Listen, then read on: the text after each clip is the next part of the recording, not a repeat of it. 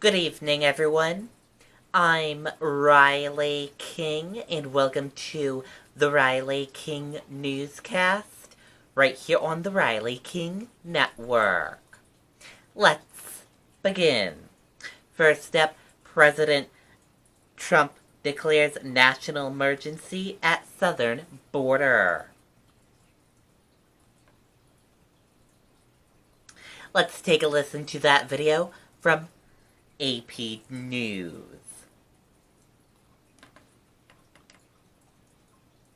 I went through Congress. I made a deal. I got almost $1.4 billion when I wasn't supposed to get $1. Not $1. He's not going to get $1. Well, I got $1.4 billion, but I'm not happy with it.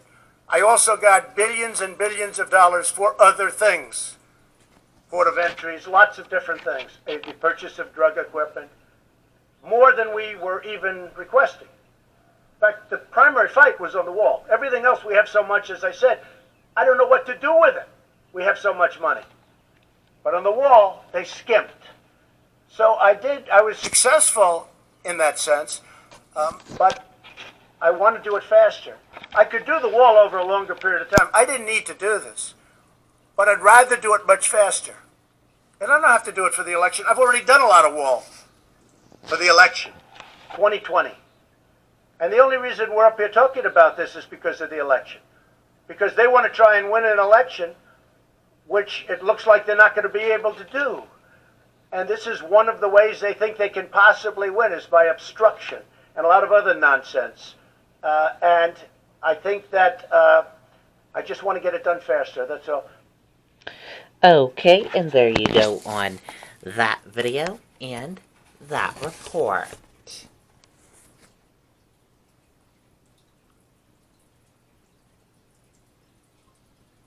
Republican William Weld announces launch of Presidential Exploratory Committee.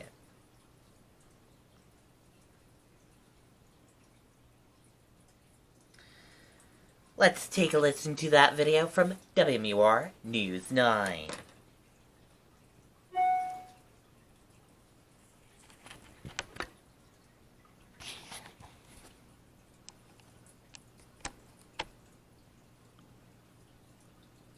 I'm here actually because I think our country is in grave peril, and I cannot sit any longer quietly on the sidelines. With that, former Republican Massachusetts Governor Bill Weld launched his attack on President Trump. Our president is simply too unstable to carry out the duties of the highest executive office in the land. Speaking before business leaders and others interested in politics, Weld announced he was forming an exploratory committee to run for president as a Republican.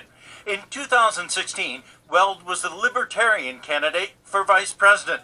Friday, he was asked why he was returning to his Republican roots. If you want to go one-on-one here, it's got to be as an R. Weld took shots at the incumbent on everything from the environment to the economy, saying current policies are anything but conservative. The administration is spending $1 trillion a year, more than it takes in. Adding that Democrats are no better. Unfortunately, especially in the left wing of the Democratic Party, socialism seems to have replaced any notion of spending restraint. And Weld also responded to the president declaring a national emergency to fund a border wall. I don't think it's an emergency, but I don't think it's the end of the world for him to do this. Weld refused to say if he would support the Republican nominee for president if he doesn't win the nomination. But he did pledge he would be back in New Hampshire early and often. In Bedford, Ray Brewer, WMUR News 9. Okay, and there you go on that video and that report.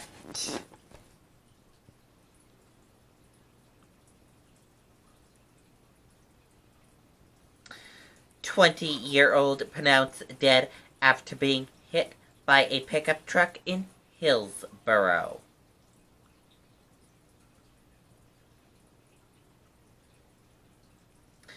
Victim identified as Ariana. Victim of a deadly crash in Hillsborough has been publicly identified. Ariana, 20 years old, was pronounced dead at Dartmouth Hitchcock Medical Center after she was struck by a pickup truck. Ariana was trying to cross West Main Street at Hoyt Lane on Thursday afternoon when she was hit, police said. Ariana's mother said Ariana was a 2017 graduate of Hillsborough during high school. The crash is still under investigation. Anyone with additional information is asked to contact Hillsborough Police Sergeant Christopher or Lieutenant Derek at 603-464-5512.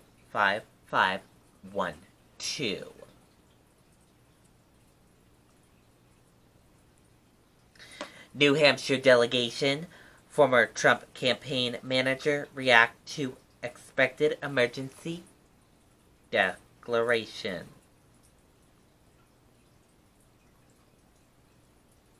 Let's take a listen to that video from WMUR News 9, Ray Brewer.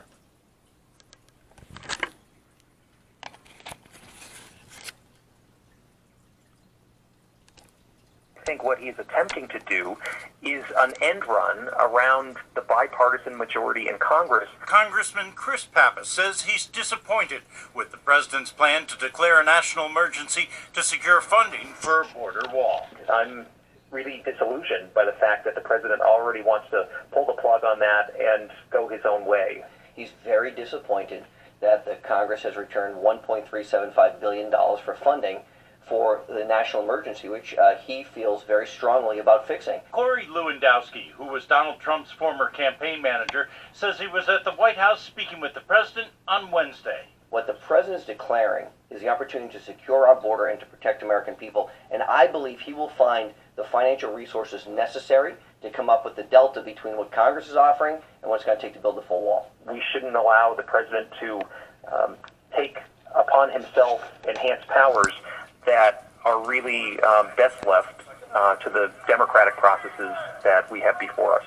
Lewandowski points to the dozens of times past presidents have declared national emergencies, including 2009, when President Obama did so to deal with the H1N1 pandemic. I think our issue on the border that we have right now is as severe, if not more severe, than the swine flu outbreak of 12 deaths. Other members of New Hampshire's congressional delegation are also reacting. In a statement, Representative Annie Custer said, "I'm alarmed by President Trump's plan to announce a national emergency on the southern border to construct an unnecessary medieval wall to fulfill a campaign promise." And Senator Jeanne Shaheen says the president's plan to declare a national emergency is an unfortunate last-ditch effort to force the American people to pay for costly and ineffective border wall that he promised Mexico would pay for. Legal action is possible if the president does declare a national emergency. Lewandowski believes if it goes to the Supreme Court, the ruling would be in the president's favor. In the studio, Ray Brewer, WMUR News 9. Okay, and there you go on that video and that report.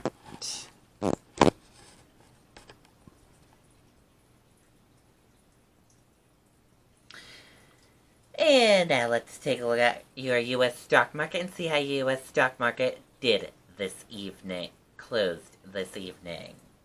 Your Dow Jones Industrial Average closed in the green and went up. Your Nasdaq closed in the green and went up. S&P 500 closed in the green and went up. Gold closed in the green and went up. Oil closed in the green and went up. U.S. 10-year closed in the green and went up. EUR/USD closed flat, and VIX closed in the red and went down. Dow jumps nearly 450 points, clinches 8th straight weekly gains.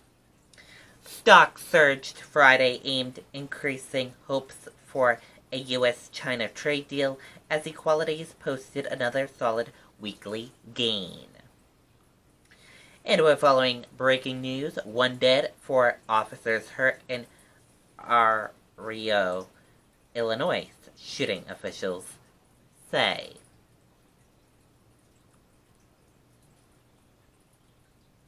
Four police officers who were injured during the active shooter incident that killed at least one in Aurora, Illinois Friday are now recovering, according to city spokesperson.